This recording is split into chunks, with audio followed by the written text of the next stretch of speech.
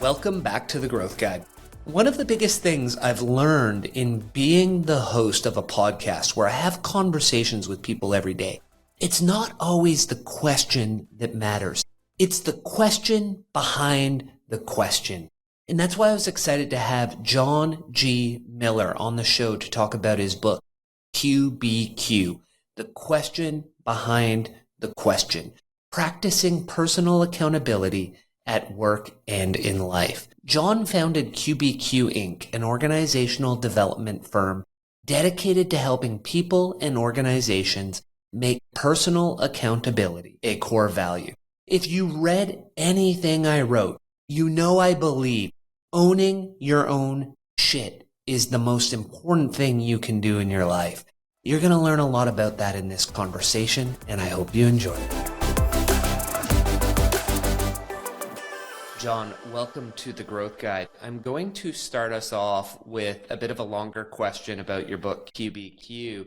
And it ties to the older I get, the more I've noticed that there seems to be a lack of personal responsibility and ownership in business, in society, in the workplace. And the more I see a sense of entitlement, which is why a post that I saw on LinkedIn about your book, QBQ, really jumped out at me. And then in the first few pages, I read about a sign that you saw over the Houston freeway. Right. Can you tell us what the sign said, and why did that jump out at you so much? Thank you, Clint. Probably because of my experience. I had been selling leadership and management training in Minneapolis, St. Paul, Minnesota for several years when I saw this sign down in Houston, and the sign simply said, "Whatever happened to personal responsibility?" And I wanted to yell, "Amen!" because that's exactly what I'd seen in my work with organizations. And I discovered by then that there was a lot of blame and finger pointing going on, and organizations needed a lot of help. Now, what we teach is for personal use, people, but people make up organizations. So what I teach is something that organizations benefit from, but it begins with Clint and it begins with John practicing this message. And that jumped out at me, I think, because I'd done all this management training, facilitating like 10,000 hours of workshops with really good people, and I saw a real lack of true accountability. And I love that you had another lesson on what I believe was a separate road trip when you stopped in at a diner to get a meal, and a young man, Jacob Miller, no relation, I think, provided you with a level of service that was out of this world and demonstrated all the aspects of personal responsibility. Right. What was it about that meal, that relationship that you saw from Jacob that was so different than what we see on average today? Sure. Well, let me just tell the story. The method that we call QBQ, or the question behind the question, is all about asking questions that raise me up to a level of personal accountability and get me out of that blame game trap. So I look for real life examples all the time, Clint, of people who have asked those better questions, whether they know it or not. Now, Jacob does not probably know QBQ, but he was practicing it, and I witnessed it. And here's what happened. It was the Rock Bottom restaurant, and I had walked in on a Thursday, and it was really busy, and they had no place to put me, and so they put me at the bar. And so I was sitting at the bar waiting to be waited on, and they were just very chaotic and busy that day, and I wasn't getting much attention. Then all of a sudden, a young man runs by me, heading right into the kitchen carrying a big tray of dirty dishes, and he just stops. I'll never forget. He kind of looked out of the corner of his eye, and he turned and he said, "Sir, have you been helped?" And I said, "No, not yet." And I'm kind of in a hurry. He said, "Well, I can help you. What would you like?" I said, "Oh, just a chef salad and a roll." And he said, "What would you like to drink?" I said, "I'll have a Diet Coke." "Oh, I'm sorry, sir. We only sell Pepsi products." And I said, "No, thanks. I'll have water and lemon." He says, "Great." So he takes off, and a few minutes later, he's back, and he brings the salad, and he brings the roll and the water and the lemon. And I say thank you, and he says you're welcome, and he's gone. And here's a key point. I was completely satisfied, Clint. He didn't need to go the extra mile. I still would have walked out of there with positive feelings towards this organization. But suddenly, I feel the wind of enthusiasm blowing behind my back. The long arm of service stretches over my shoulders. And at lightning speed almost, places right next to my plate a 20-ounce bottle of Diet Coke. Just what I'd asked for. Thank you. You're welcome. He takes off. My first thought, hire him. And I don't care if he went to college. I want to hire character over credentials. And so I called him over and I said, I thought you didn't have Coke products. He said, we don't. I said, well, where did this come from? He said, grocery store around the corner. You're kidding. I said, who paid for it? He said, oh, I did, sir. Just $1 out of my tip money. Very, very shrewd salesperson now. And I said, wait a minute. You've been busy. How did you have time to go get it? I'll never forget. He straightens and he smiles and he points. He points. He says, oh, I didn't go get it, sir. I sent my manager. I mean, how many of us, Clint, would like to send our manager somewhere on some days? I sent my manager. I said, why? Now he looks a little disappointed. He said, I'm sorry, sir, didn't you want one? Oh, wow, that's service. The customer wanted this. You didn't offer it. You found a way to get it to him. That's great. I mean, it's only a Diet Coke, but it's a metaphor for going the extra mile, doing something right for the customer, going above and beyond. It was soon time to leave. When I came back, I asked for him. His name was Jacob Miller. And the hostess says to me, oh, I'm sorry, Jacob is no longer. And right then I thought, oh, don't tell me you lost a guy. And this is the key to the message we teach at QBQ, the question behind the question. I'm thinking, don't tell me you lost a guy who did not say, when are we going to get more help around here? Why don't I get more training? Why do we have to go through all this change? When is the customer going to learn to read the menu? Why can't my coworkers do their job right? Or you lost a guy who did not point at me sitting at the bar and say, well, not my problem, not my department, not my job. So I'm thinking all this. You lost a guy who didn't ask lousy questions that take us to blame. You lost someone who just stopped and said, how can I help you, sir? What can I do to solve the problem? How can I contribute? I didn't say all that to her, of course. Our brains move very quickly. Let's go back. I said, one for Jacob Miller's section, please. And she said, I'm sorry, Jacob is no longer. And I thought all that stuff, but then I stopped and I said, oh, don't tell me you lost him. And she said, oh, no, sir, we didn't lose him. We promoted him to management. And of course, I'm thinking, management, nice. What a waste. Now he's a manager. Now he's got the big title. But I've told that story a long time, and people remember it because it was someone who went out of their way. They went above and beyond. They went the extra mile. They could have said, why is this happening? When are others going to get their job done correctly? Why don't we get more support from management? But he just said, what can I do right now to solve the problem? And he solved the problem. So that's personal accountability, and that's what we teach at QBQ. And so before we jump into the question behind the question, or QBQ, you highlighted some of the things that people will often throw out. And often it can start up in our own mind. Let's call that, as in the Eastern world, they like to refer to that as the monkey mind. And it often raises questions and spins negative thoughts, which are almost always wrong. And that leads to what you call IQs. Right. Not the IQ that the listener is probably thinking of. So can you take them through, the downside? What are these IQs that lead us to the blame side of things? And then we'll dive into the QBQs and how we get to the positive side of things. You bet. Thanks, Clint. Good question. Let me give your listeners a little history because we need to know where the material came from. I went to Cornell University, Ivy League, upstate New York, where my dad was a wrestling coach. I didn't get this at Cornell. There are a lot of authors out there that talk about leadership. I didn't steal this from another author. I'm sitting in 10,000 hours of workshops from 1986 to 1995 with really good people running companies. And I'm listening. And I didn't know I was listening, of course. It took a few years for me to catch on that I was beginning to hear a pattern. And the pattern were externally focused questions that focused on other people that I can't change, or environments or situations I couldn't control. Questions like, and I mentioned some of them in the story, why do we have to go through all this change? When is someone going to train me? Who dropped the ball? Who missed the deadline? Who hired these people? Oh, wait, I did. Why don't we get more tools to do our job? When will we get better systems? I was hearing these externally focused questions, and I finally figured out there was a pattern and a tone to them. And the tone was, I'm not accountable. we would ask groups, what's your biggest problem here? And they always came out with the C word, not change, not confusion, not competition. They always came out with communication. And it was always in this context. Why don't they communicate better? When will they communicate more effectively? Why don't others understand me? Why don't others listen to me more effective or better? So I had a pattern, externally focused questions. And I realized they began with why and when and who. So one day I went to a group, St. Jude Medical. They make heart valves in St. Paul, Minnesota. And I taught them this little idea. I said, let's turn the question around. So instead of asking, why do we have to go through all this change? Let's ask, what can I do to adapt today? Instead of asking, when are they going to train me? Let's ask, how can I develop myself? Instead of asking, when will that department do its job right? How about asking, what can I do to be my best today?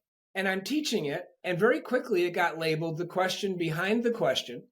And I honestly, to this day, don't remember who first shortened it to an acronym, QBQ. I was just smart enough to trademark it. QBQ. And I was off and running because I came back to St. Jude Medical a few months later and they were using it. And Clint, if you know much about the learning and training business, which I know you do, 90% of the stuff that's taught out there is never applied. People leave a session, they go, oh, that felt great, but they go right back to work. Yeah, it's all forgotten, nothing's applied. But QBQ was remembered by people. And so this was the mid-90s. And for a while, I kind of fought it. I need to teach the 7 steps to trust building and the 9 characteristics of leadership. But that stuff's out there. But nobody had heard about this QBQ before, and they were all remembering it. So I kind of reshaped my career and based it all on QBQ and personal accountability. And it became a tool to help people eliminate 3 traps: blame, victim thinking, and procrastination. And we can explore those if you'd like. But that's where it came from. And that's what it sounds like. Avoiding externally focused questions, which we call IQs, incorrect questions, and asking the question behind the question. Good stuff. And I heard a couple guidelines in there that I really want to focus in on and get you to expand on how you got there and how such a simple little shift does it. And so what I was hearing was we replace why, when, and who with what or how. Right. And we take out you or they and replace it with I. Yep. So there. Instead of why do they, yep, how can I? Right. Big difference. Big difference. Thank you. The reason I think it works so well is as humans, nobody likes to be told, Clint, you need to be more accountable. Clint, you're not responsible. But the minute I see a way to bring the focus back to what can I do, it actually feels very good. It releases or reduces my stress because it is very stressful to wonder, why doesn't Clint do his job? When is Clint going to get his act together? But the minute I say, well, what can I do to be better today? I let go of that stuff I can't control, and there's less stress, less anxiety, and I can get more accomplished. So the guidelines make a difference. It makes it very practical for people. I am a trainer, and people will classify me, and now my daughter, Kristen, who's 40, she's out there teaching QBQ now for the past 15 years. People will sometimes classify us as motivational speakers. No, motivation will come when you have a tool to use to solve problems. Fine, call us that if you want, but we really are teachers and trainers of an idea. And so if I ask a question that begins with what or how, contains the word I, and focuses on action, then I can bust those 3 traps out of my life: blame, victim thinking, procrastination.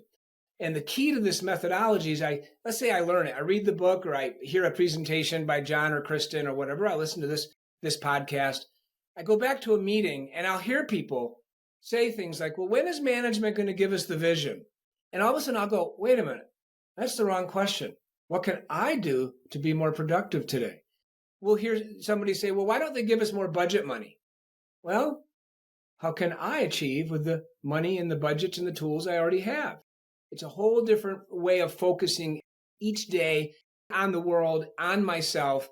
And all of a sudden I'll hear everything differently. I'll hear everybody else pointing fingers, and I'll start to say, well, what can I do to help solve this problem? It's just a really fun way to live life, personal accountability. And part of what that comes down to is the recognition that everything we do is a choice. And so that's one thing you see with a lot of people is they don't think they have choices in life. So, well, this is my job or this is my relationship. But, well, you choose that job. You can leave. Sure, you might not have money coming in, but that's still a choice you're making. You're choosing the relationship. You can leave. Sure, there are repercussions, but you're choosing. So how important is it to recognize that everything we do is our choice? It's incredibly powerful because as long as I think I have to do something, I am a victim. My mentor 30 years ago used to say, I don't even have to pay my taxes. And then he would pause and say, I just don't like the consequences if I don't. I'm choosing to pay my taxes. I remember years ago having this debate with a woman over dinner. My wife and I went out with another couple, and the woman was saying, oh, that's not true. I have to do the laundry. I said, no, you don't. You and your husband could smell funny forever. You don't have to do your laundry. Everything is a choice. And what's exciting about that simple concept is the minute I realize I don't have to do something, but I choose to, I just feel better. Less stress, less anxiety, more freedom. It's volition, my own will. I'm doing things on my own will. It doesn't mean I don't serve people.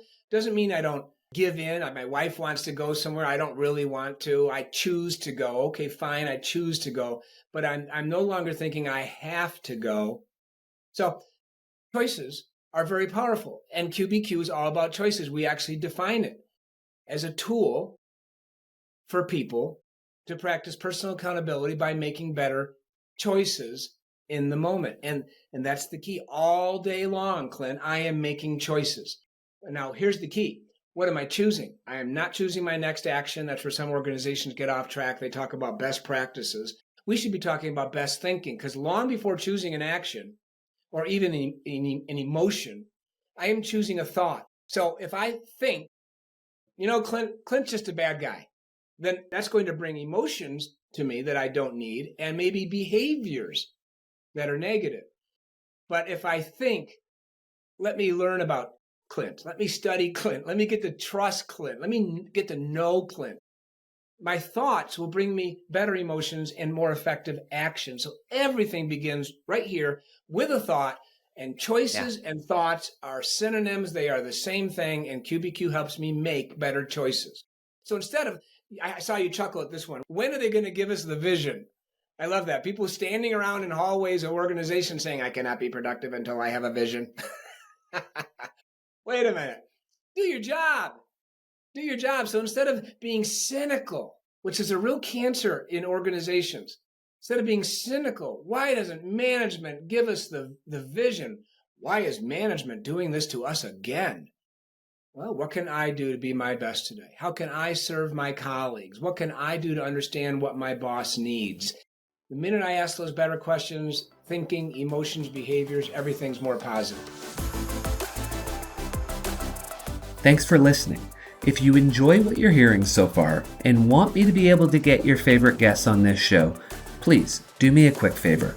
Subscribe to the show and leave me a rating. The 30 seconds of your time will mean a ton to me.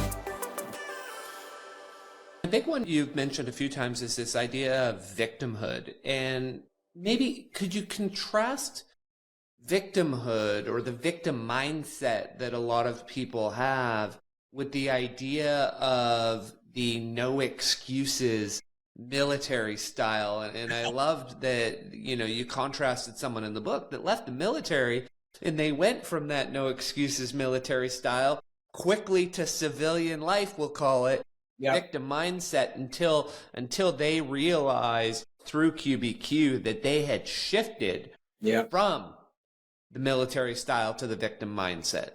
Let me just say, Clint, you have truly read the book, and I'm honored. Thank you. You have done your homework. I've been interviewed by other people who never got to the book, so they just asked me a lot of questions. But you're challenging me because you know the material. I'm impressed. All these traps merge together. I mean, if I think I'm a victim, then I'm going to make excuses. Well, I can't. Let's just take sales. I am a salesperson. I've been selling stuff since 1986 when I was 28. If I think I can't sell today because our prices are too high, the competition has better advertising, my territory stinks, my boss doesn't coach me, my customers don't return my calls. Okay, those are a bunch of excuses. they put me in a victim mode. I'm now feeling sorry for myself. I'm having a pity party. That leads to procrastination. I'm not taking action. I'm not making calls anymore. I'm not getting out on sales meetings. So it's all very messy in some sense. Victim thinking and excuses and delaying action, procrastination, they all kind of merge together. We just segment them in the book and our teaching so we can really focus on, am I playing victim? I spoke at my alma mater just a few years ago, Cornell. I was asked, I'm in my 60s, I was asked, Clint, to come speak to a bunch of 20-year-olds in 2021 about accountability. Think about that just for a minute. If you know much about what's going on in college campuses. So I spent 40 minutes talking to 120-year-olds about accountability. And a young man came up to me and he actually, I'll keep this short, he finally helped me understand what he was frustrated with. He did not feel he could not play victim because the entire culture of the campus was victim. I'm offended. Nobody does enough for me. My parents didn't support me enough. My professors are too hard on my papers. He literally was trying to say, and his name was Gabriel, Mr. Miller, I like what I heard. I don't know how to practice it because my friends won't buy into it. And that's the power of groupthink. You would know that. So if we're in a group at an organization where there's a lot of victim thinking going on, a lot of cynicism, a lot of finger pointing, well, we have a choice. We can leave that organization, or we can simply rise above and say, well, I'm done with all that. What can I do today to be my best? So it's very difficult for some people culturally to get out of victim thinking, but the minute they learn QBQ and those 3 guidelines, they can start doing it that day. I've had people go home from sessions, Clint, and email me at midnight and say, oh my gosh, it works. I've been really frustrated with my 16-year-old son recently, and I've been yelling at him and blaming him and complaining about him. And I went home and I said, Seth, what can I do to be a better dad today? And we had the best talk ever. So QBQ, very practical stuff. Important when you just said that right there. When you were talking about the organization, you said I can either jump on board and I can believe, or I can leave. Can you dive into that? Because that simple 3-word statement, believe or leave. I loved how that resonated when I read the book. And where do you see that come into play most often? No. First of all, I don't say it lightly. It is in the book. It's also in our other book, Outstanding, where we expand on it, the book titled Outstanding. Believe or leave. And that just came from, excuse me, years of me doing all this training. And, I'd go out in the hallway or I'd go into the restroom and people would privately complain to me about management or their coworkers or the company. And we'd spend half a day writing a mission statement or a vision statement back in the 90s when that was kind of the hot thing to do. And no problem. And people would come out in the hallway and say, well, we can't live that mission. That's not us. That didn't describe us a bit. That'll never work. And I'm sitting there thinking, well, then why are you here? The average man dies at 78. Do you want to spend the next 40 years unhappy? And for, women too. Do you want to spend the next few decades working for a company that A, you don't believe in, B, you don't believe in the people around you, C, you don't believe in the products and services you're creating each day? So believe or leave came from those experiences. And I don't say it lightly, Clint. Some people have mortgages to pay. Some people have bills. We understand that. But I am convinced in what I'm about to say, no matter the shape of the economy in Canada or the US, organizations are always looking for really top-notch people who will practice personal accountability and do the job. And along with that comes things like being coachable, being a learner, being curious, having energy, having a heart of service, wanting to take care of people's problems. That's all character. Punctuality still counts, but organizations are always still looking for those top-notch accountable individuals, even in tough times. So believe or leave. If you're not believing in what you're doing, man, get out. See, I did it. After 5 years with a big company, I was just unhappy. And it's not the company's fault. It was an organization with 100,000 employees. I probably had a need to be a bigger fish in a smaller pond. I was a nobody. But more importantly, I sat at a desk 8 to 5, did not enjoy the work. Somebody once said to me, why don't you get into sales? I said, no, not me. I could never sell. Well, Next thing I knew, I was out doing interviews and selling myself. And then I found the career selling training and everything just took off from there. So I had lost belief and I did leave. John, I want to ask a question that brings me back to my childhood. Both our dads had an impact on us on these ones, yours on Beat the Ref and mine on, he would always emphasize, I would always tell him I needed a new hockey stick. And he would say, a good player doesn't blame the stick. Oh, and good. You talk about, a poor X blames the Y. So I didn't realize my dad was practicing QBQ on me as a child. Why does everyone always look to that something? I don't know. And how is that a differentiator for us? It's a human thing, Clint. It's a human thing. In the book of Genesis, somebody blamed the snake. Blame has been around forever. If we could just find a reason why I missed the deadline, didn't complete the project, didn't make the sale, had a bad year, my marriage fell apart, whatever. It just feels good to say, well, it wasn't my fault. I think that's all it comes down to. Yeah, my dad, as the Cornell wrestling coach, taught me what your father was teaching you. He would say, no matter the score at the end of that match, do not blame the referee. And I remember thinking, well, Dad, what if I only lost by a point? And the human being in black and white made some questionable calls. He'd always say, well, could you have scored 5 more points? Could you have taken your opponent down 2 more times and scored 4 more points? He always focused me on what I did that night on the mat and never blamed the official. And that is exactly the same as what your wonderful father taught you. Stop blaming the stick. In fact, that's similar to what we teach in QBQ, and I mentioned it earlier. Sometimes people will say, well, why don't we get more tools? When are we going to get better computers? Why don't we get more staff? When are we going to get better systems? Well, it's amazing, but successful people just tend to get the job done with the tools they already have. There's a quote in the QBQ book from Deb Weber, who years ago said to me, it's a funny thing about this tools and the systems and resources thing. Every time I just get the job done at State Farm with the tools I have, I am then given more tools.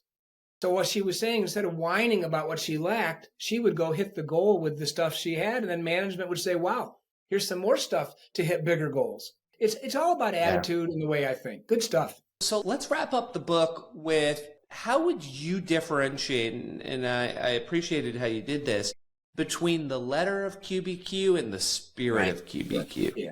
Hey, rules are great, but sometimes they're meant to be bent or maybe even broken. But the guidelines of the QBQ, begins with what or how, contains an I, focuses on action.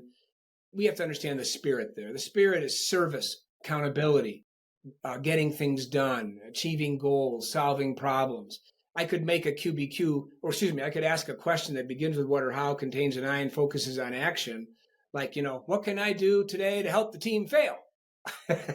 What can I do right now to get my wife to change?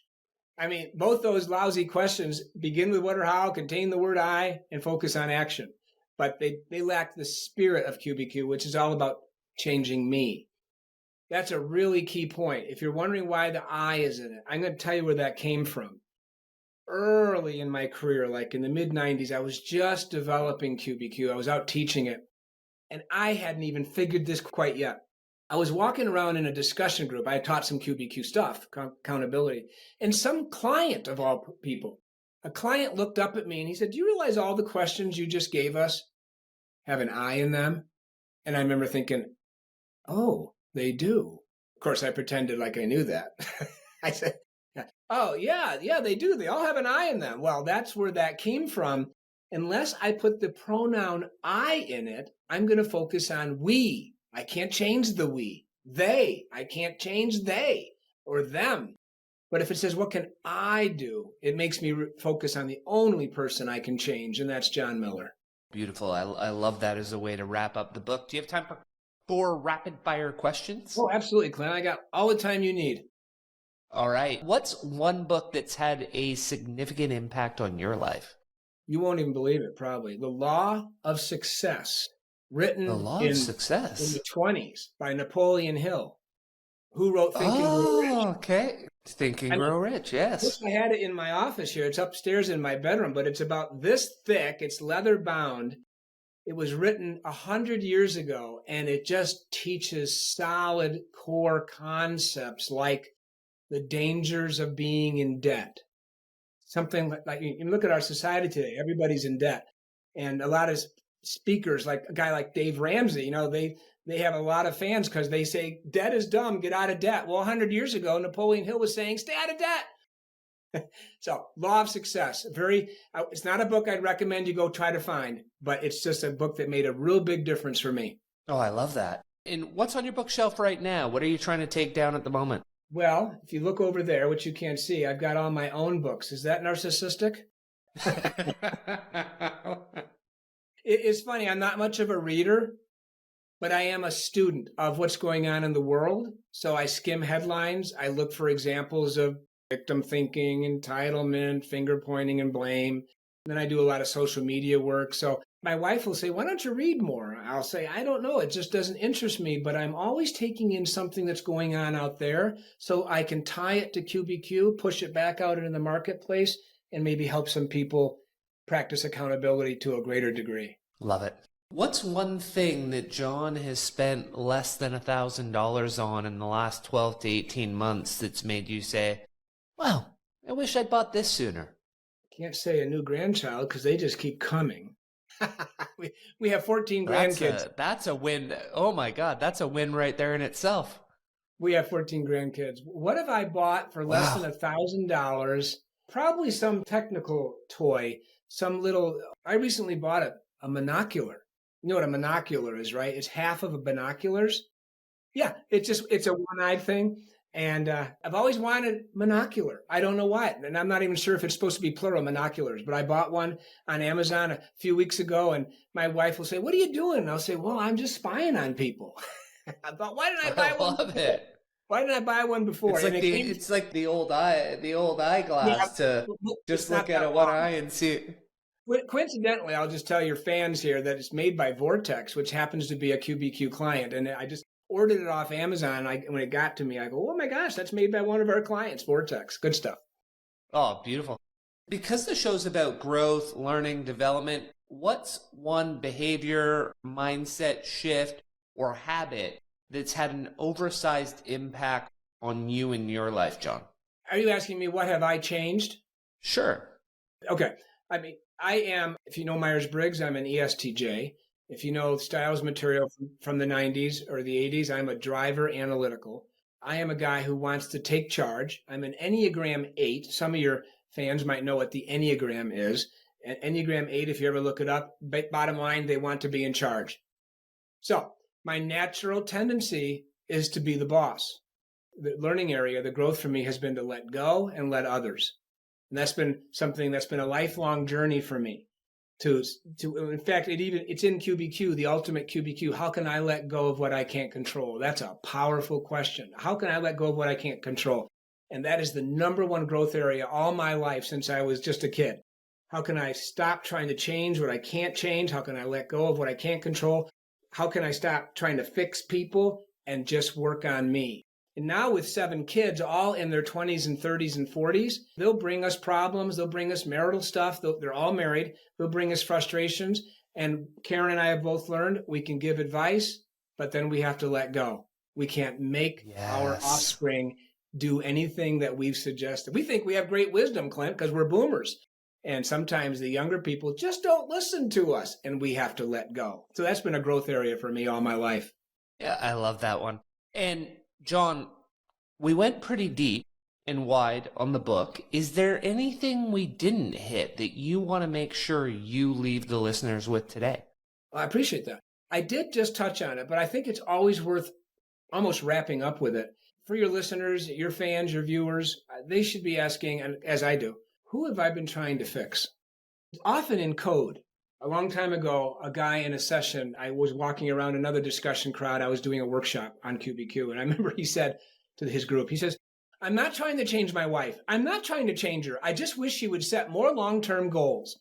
Well, that was his way, in his mind, helping her, but he was just trying to change her. So if I'm a parent, I would look at what child I've been trying to change and ask, what can I do to be a better mom or dad? If I'm married, have a special friend, what can I do to support this person? How can I accept them, love them just as they are? Identify who you've been trying to fix, which is a euphemism for change. Who have you been trying to change today? let it go, and ask, how can I change me? That is the essence of QBQ. Beautiful. And where can people find you? I always laugh at that because, 20 years ago, I'd do interviews and we'd give out 800 numbers and addresses. Now it's like qbq.com. That's it, qbq.com. Stop by.